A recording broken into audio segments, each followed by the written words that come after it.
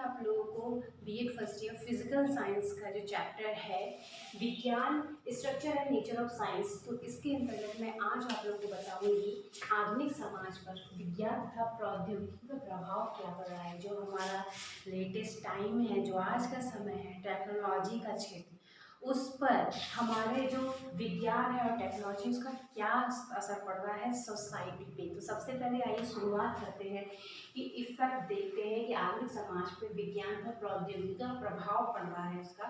तो भौतिक विज्ञान के क्षेत्र में होने वाली प्रगति एवं विकास ने आज के अति आधुनिक समाजों तथा समुदाय को जिस रूप में प्रभावित किया है उसका संक्षिप्त विवरण निम्न प्रकार है। सबसे पहले मैं बात करूँ आधुनिक भवनों एवं आवासीय बस्तियों का निर्माण।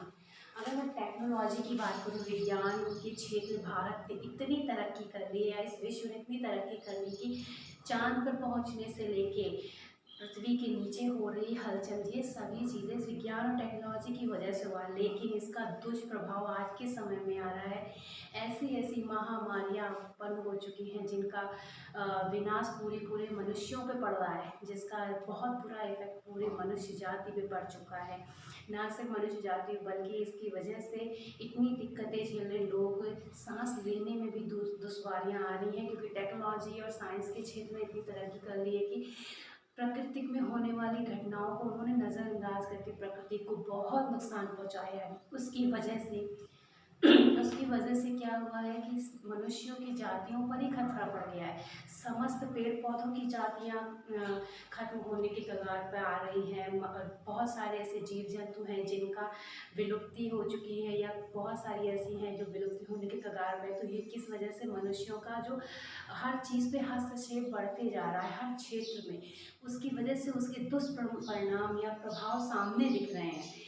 तो उसी में सबसे पहले अगर मैं बात करूं कि आधुनिक भवनों और आवासीय बस्तियों का निर्माण, तो इसमें क्या है, आज की दुनिया को अति आधुनिक बनाने में भवन निर्माण कला में दिखाने वाली अति आधुनिकता का बहुत बड़ा हाथ है।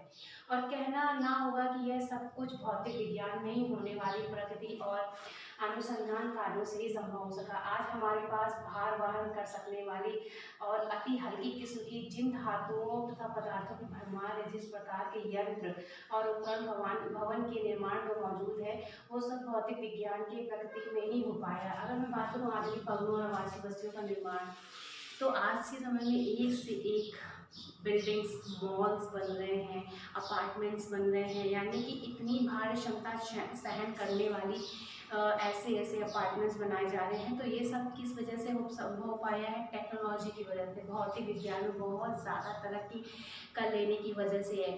लेकिन इसकी वजह से आज के समय में हर क्षेत्र में अपार्टमेंट्स बन रहे हैं, उसके लिए इस्तेमाल होने वाले बहुत सारे कंक्रीट है, पत्थर है, या बहुत ज़्यादा गहराई से पानी खोद के निकालना, ये सारा किस वजह से? जनसंख्या वृद्धि होने की वजह से आवास का बहुत ज़्यादा डिमांड बढ़ा। तो इन सब चीज़ों का इस्तेमाल हुआ, प्रभाव ये हुआ कि अपार्टमेंट्स बनने से बहुत ज़्यादा क्या हो रहा है, नुकसान ही हो रहा है। बहुत सारी मात्रा में इलेक्ट्रिसिटी जनरेट करी जा रही है, कैसे कैसे उपकरणों का इस्तेमाल हो रहा है, भारी भारी उपकरण का।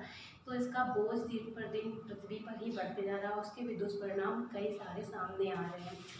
ठीक है, आगे मैं बात करूँ परिवहन एवं संप्रेषण तंत्र, किस तरह से इसके प्रभाव पड़े हैं। आधुनिक समाज को अति आधुनिक और अति विकसित परिवहन एवं संप्रेषण प्रणालियों को उपलब्ध कराने में भी भौतिक विज्ञान में ही होने वाली प्रगति और विज्ञान का बड़ा योगदान है। आज हमें कोई भी दूरी दूर नहीं लगती, चाहे विश्व में किसी भी कोने में आना जाना चाहे या किसी भी संप्रेषण करना चाहे, यह भौतिक विज्ञान और प्रगति सेवाओं का ही परिणाम है। अगर यहाँ टेक्नोलॉजी की मैं बात करूँ कि परिवहन हो या संप्रेषण टेक्नोलॉजी या सिस्टम, आज के समय विश्व के किसी भी कोने में जाना है, बस चंद घंटों का ही समय तय करके कहीं पे भी पहुंचा जा सकता है। हवाई जहाज़ की मैं बात करूं, या ऐसे ऐसे जेट विमान की है, या ऐसे ऐसे नौकाओं की बात करूं जो बहुत जल्दी बहुत कम समय में पहुंचा सकते हैं। या फिर आप किसी भी जगह बैठे किसी भी कोने में देश के और कहीं पे भी किसी भी कोने में किसी से भी कम्युनिकेट कर सकते हैं संप्रेषण के जरिए। तो ये सारा किस वजह से, जो हमारा टेक्नोलॉजी या विज्ञान के क्षेत्र में या भौतिक विज्ञान के क्षेत्र में जितनी तरक्की की गई उसकी वजह से ये संभव हो पाया है।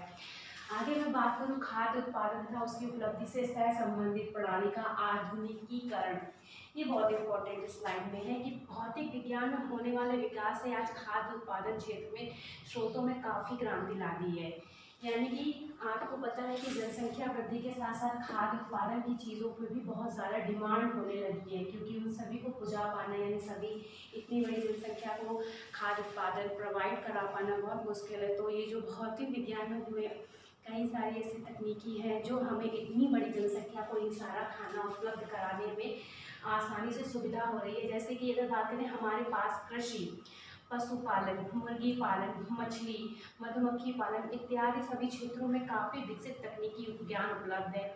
इसने एक और जहाँ खाद्य उत्पादन को बहुत बढ़िया बना दिया, तो दूसरी ओर इसके उत्पादन में किए जाने वाले मानव श्रम की जटिलताओं को काफ़ी कम कर दिया है।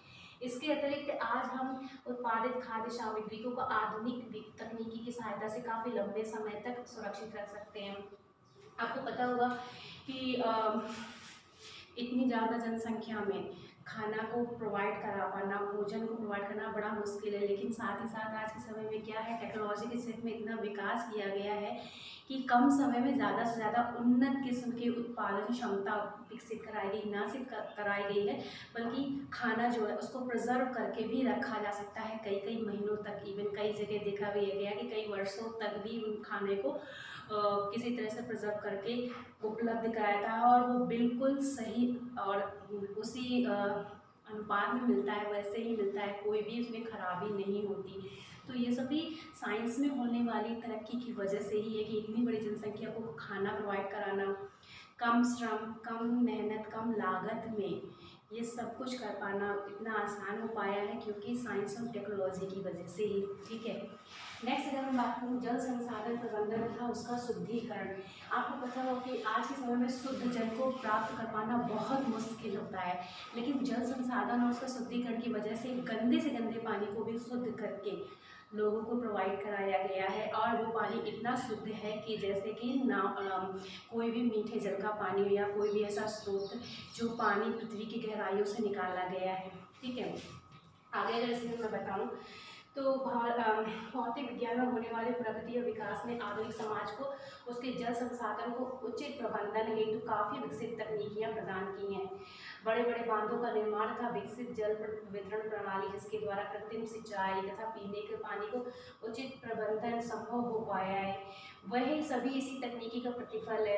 आज हम शुद्ध पेय जल के रूप में घर और बाहर जिस प्रकार के उन्नत जल शुद्धिकरण यंत्रों का उपयोग कर रही है, सब भौतिक विज्ञान में होने वाली प्रगति से ही संभव हो पाया है। नेक्स्ट है कार्यस्थलों पे काम करने से संबंधित तरीकों का आधुनिकीकरण। कार्यस्थलों पे काम करने या जो श्रम करने हैं उससे संबंधित तरीकों का आधुनिकीकरण किस तरह से हो पाया है कि भौतिक विज्ञान में होने वाली प्रगति और विकास ने आज कामकाज के तरीकों में बहुत सुधार लाकर कम परिश्रम से अधिक और अच्छा कार्य करने की जो तकनीकी हमें प्रदान करेगी, चाहे वो रसोई घर से लेकर खेत खलिहान, फैक्ट्री, दफ्तर, दुकान आदि किसी तरह से औद्योगिकी का प्रतिष्ठान, सभी के काम को श्रम करने से, तरीकों को पूर्ण रूप से आधुनिकीकरण करने से तकनीकी ज्ञान और उपकरणों के में ही बहुत अधिक महत्वपूर्ण भूमिका निभाई। अगर मैं घर की बात करूँ, घर में ऐसे बहुत सारे काम होते हैं जिसमें सारा दिन लग जाता था, लेकिन इन आधुनिकीकरण या उपकरण की वजह से क्या हो पाया है कि कम समय में हमारा ज़्यादा से ज़्यादा काम, यानी कपड़े पहले धुलने में पूरा पूरा दिन लगा, उतना पानी की बर्बादी भी होती थी, लेकिन आज वॉशिंग मशीन है या ड्रायर है, इन सब की वजह से कपड़े ना सिर्फ जल्दी धुल जाते हैं बल्कि पानी का भी वेस्टिंग नहीं होता है। गैस चूल्हे में खाना बनाना, माइक्रोवेव में खाना बनाना, बिना धुएँ के, बिना इनके खाना ना सिर्फ शुद्ध होता है बल्कि धुएं का भी उपयोग नहीं होता है, जिसकी वजह से वातावरण भी शुद्ध होता है। इसी तरह से और भी उपकरण हैं जिनके इस्तेमाल से हमारी जो डेली रूटीन है वो भी आसान हुई। खेत खलिहान की बात करूँ तो खेतों में इस्तेमाल होने वाले ऐसे ऐसे उपकरण जो ना सिर्फ मनुष्यों के जो श्रम है, लागत है, उनको बचाता है, बल्कि कुछ लोगों के 2-4 लोगों से मिलकर ही पूरा कई हेक्टेयर खेती आराम से की जा सकती। तो ये सब टेक्नोलॉजी की वजह से ये जो हमारा हर कार्य आसानी से हो पाया है। तो आज आप लोगों को समझ में आया कि ये कार्य आसानी होने की वजह क्या है, भौतिक विज्ञान में जो तरक्की हुई है और साथ ही साथ आधुनिक समाज विज्ञान प्रौद्योगिकी जो प्रभाव पड़ा है, अच्छे परिणाम पड़े हैं, उसकी वजह से हो पाया है। Thank you.